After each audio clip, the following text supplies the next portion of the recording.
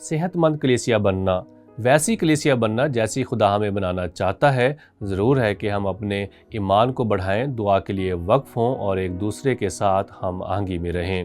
میں ذکریہ امیر ہوں۔ انجیر کے درخت کے ساتھ تجربے کے بعد، جسے آپ سیاق و سباق میں دیکھیں گے کہ یسوع نے عدالت کی، یسوع نے رسولوں کو 3 بہت اہم سبق دیے، اور ان اسباق میں ایمان، دعا اور یگانگت شامل ہے، اور وہ اس تجربے کو دیکھ کر سن رہے تھے، وہ یہ سب ہوتا ہوا دیکھ رہے تھے۔ انہوں نے درخت پر لعنت ہوتی دیکھی، اس لیے یسوع کلیسیا کے جنم کے لیے راہ ہموار کرنا جاری رکھتا ہے، یعنی یسوع مسیح کی کلیسیا۔ اب میں آپ کو افسیوں کے خط میں لے جانا چاہوں گا، جہاں پولس ہماری یہ بات سمجھنے میں مدد کرتا ہے کہ یہاں کیا ہو رہا ہے۔ یسوع رسولوں کو کیا سکھانے کی کوشش کر رہا تھا۔ افسیوں 2 باب اس کی 19ویں اور 20ویں آیت میں لکھا ہے، میں اسے بنیادی پتھروں کا نام دوں گا۔ پولس لکھتا ہے، پس اب تم پردیسی اور مسافر نہیں رہے، بلکہ مقدسوں کے ہم وطن اور خدا کے گھرانے کے ہو گئے۔ اب یاد رکھیں کہ یسوع اگرچہ کہ اس نے انجیر کے درخت پر لعنت کی، وہ اس حقیقت کے لیے راہ ہموار کر رہا تھا کہ یہ چیز پوری دنیا کے لیے دروازہ کھول رہی تھی، اور جب یہودیوں نے بطور ایک قوم اسے رد کر دیا بطور ایک قوم کے، تو ہمیں یاد رکھنا چاہیے کہ پہلی کلیسیا یہودی ایمانداروں پر مشتمل تھی، اس لیے وہ یہ نہیں کہہ رہا تھا کہ تمام یہودیوں نے منجی کو رد کر دیا تھا، لیکن بطور قوم۔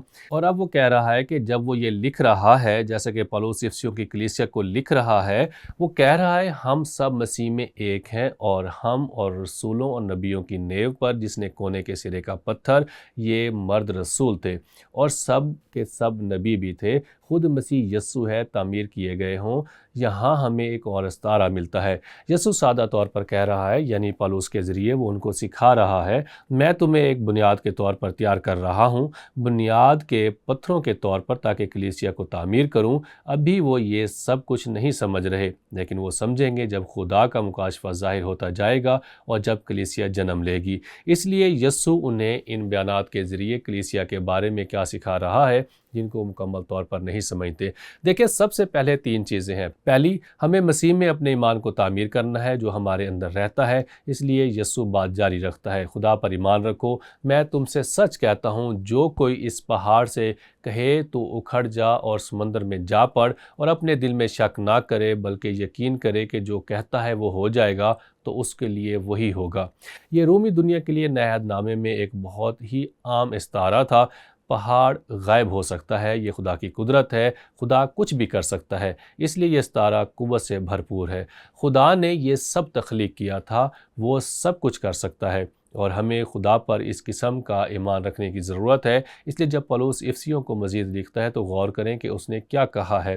اب ہم بات کر رہے ہیں، اب وہ کلیسیا کے بارے میں بات کر رہا ہے۔ میں اس باپ کے آگے گھٹنے ٹیکتا ہوں کہ وہ اپنے جلال کی دولت کے موافق تمہیں یہ عنایت کرے کہ تم اس کے روح سے اپنی باطنی انسانیت میں بہت ہی زور آور ہو جاؤ، اور ایمان کے وسیلے سے مسیح تمہارے دلوں میں سکونت کرے، تاکہ تم محبت میں جڑ پکڑ کے اور بنیاد قائم کر کے۔ وہ مسیحوں سے کیا کہہ رہا ہے؟ مسیح تمہارے اندر ہے، لیکن جس طرح سے تمہیں زندگی گزارنی چاہیے کہ جان لو کہ مسیح تم میں ہے، جو تمہیں دعا کے ذریعے قوت دیتا ہے، تاکہ اس کی مرضی کے طالب رہو اور ان اہداف کو پورا کرو جو خدا چاہتا ہے کہ تم اس دنیا میں پورے کرو۔ یعنی وہ ہمارے لیے ایک اہم اصول کے لیے یہاں ایک بنیاد قائم کرنے کی کوشش کر رہا ہے، یا وہ رسولوں سے مخاطب ہے۔ دوسری چیز، یہاں ایک اور سبق ہے، ہمیں ہر وقت روح میں دعا کرتے رہنا چاہیے۔ یسوع بات جاری رکھتا ہے، اس نے رسولوں سے کہا، اس لیے میں تم سے کہتا ہوں کہ جو کچھ تم دعا میں مانگتے ہو، یقین کرو کہ تم کو مل گیا، اور وہ تم کو مل جائے گا۔ دوسرے لفظوں میں دعا کرتے رہو۔ اس لیے ہم افسیوں کے خط اس کے 6 باب کی 18ویں آیت میں ہم پولس رسول کی طرف سے کیا بات پڑھتے ہیں۔ اب کلیسیا سے بات کرتے ہوئے یہ ایک اجتماعی بیان ہے، یہ ایک بیان ہے، ایک لازمی کام، یہ مخاطب کی جمع ہے۔ ہر وقت دعا کرتے رہو، وہ ہم سب سے مخاطب ہے۔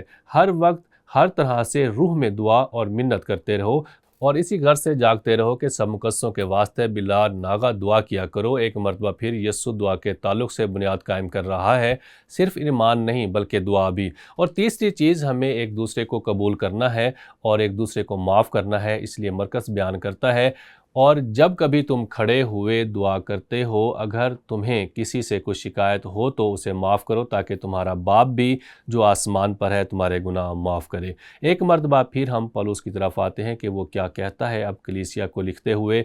پس خدا کے برگزیدوں کی طرح جو پاک اور عزیز ہیں، دردمندی اور مہربانی اور فروتنی اور حلم اور تحمل کا لباس پہنو۔ اگر کسی کو دوسرے کی شکایت ہو تو ایک دوسرے کی برداشت کرے اور ایک دوسرے کے قصور معاف کرے، جیسے خداوند نے تمہارے قصور معاف کیے ویسے ہی تم بھی کرو۔ اب یہ ایک قوت سے بھرپور بیان ہے، اس لیے ہمیں یہ سمجھنے کی ضرورت ہے کہ جب یسوع نے یہ کہا اگر تم معاف نہیں کرو گے تو خداوند بھی تمہیں معاف نہیں کرے گا، بنیادی طور پر وہ ان لوگوں سے کہہ رہا تھا جنہوں نے توبہ نہیں کی تھی، جنہوں نے خدا سے منہ پھیر لیا تھا۔ یعنی اگر تم توبہ نہ کرو گے تو آپ مسیح کی معافی کا تجربہ نہیں کرو گے۔ وہ یہ مسیحیوں سے نہیں کہہ رہا اگر تم کسی کو معاف نہ کرو گے تو میں بھی تمہیں معاف نہیں کروں گا، کیونکہ اگر آپ مسیح میں ہیں تو آپ کو معافی مل چکی ہے۔ پولس اس بات کو واضح کرتا ہے کہ ہمیں معافی ملی ہے، خدا نے ہمیں معاف کیا ہے، اور چونکہ اس نے ہمیں معاف کیا ہے ہمیں بھی دوسروں کو معاف کرنا ہے۔ یہ اہم ہے کہ اس بات کو پورے سیاق و سباق میں دیکھا جائے، اس لیے آپ دیکھ سکتے ہیں کہ یسوع یہاں رسولوں کے ساتھ کیا کر رہا ہے۔ اور اب ہم اسی تناظر میں دیکھ سکتے ہیں کیونکہ ہمارے پاس مکمل مکاشفہ ہے، ہم کلیسیا کا حصہ ہیں، لیکن یسوع یقینی طور پر کلیسیا کے جنم کے لیے بنیاد رکھ رہا ہے کہ اسے کیسے کام کرنا چاہیے۔ اب یہاں غور و فکر اور رد عمل یہ ہے کہ کن طریقوں سے آپ نے ان عناصر کو اپنی کلیسیا میں کام کرتے دیکھا ہے۔ میں اس تعلق سے سوچ رہا تھا اور مجھے یہ شاندار استحقاق ملا کہ ایک نئی کلیسیاں بناؤں اور شاندار کلیسیائی ایلڈروں اور ان کی بیویوں کے ساتھ مل کر کام کروں۔ ایک موقع پر ہم سب شکاگو گئے۔ جب میں کہتا ہوں کہ سب تو یہ تقریباً 4 یا 5 ایلڈر تھے اور ان کی بیویاں تھیں، اور ہم سب شکاگو گئے۔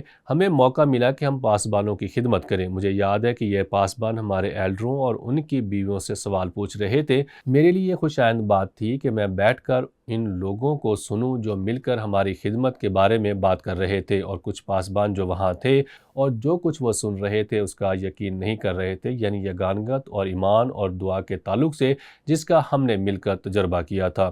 کامل طور پر نہیں، لیکن حقیقی صورتحال میں مجھے یاد ہے کہ ہمارے ایک ایلڈر کی بیوی نے بعد میں کہا ہمارے پاس جو کچھ وہ عجیب ہے، یہ عجیب ہے، اور میں نے اس پر اس لحاظ سے غور کیا کہ یہ اکثر ہی عجیب ہوتا ہے، لیکن یہ عجیب نہیں ہونا چاہیے، کیونکہ خدا چاہتا ہے کہ جب ہم مل کر بڑھتے ہیں تو ان خصوصیات کا مظاہرہ کریں۔ یہ ایمان اور دعا اور یگانگت کا معیار ہے۔ یسوع نے اس چیز کے لیے دعا کی تھی، اس لیے آئیں زندگی گزارنے کے لیے اس اصول کو نہ بھولیں۔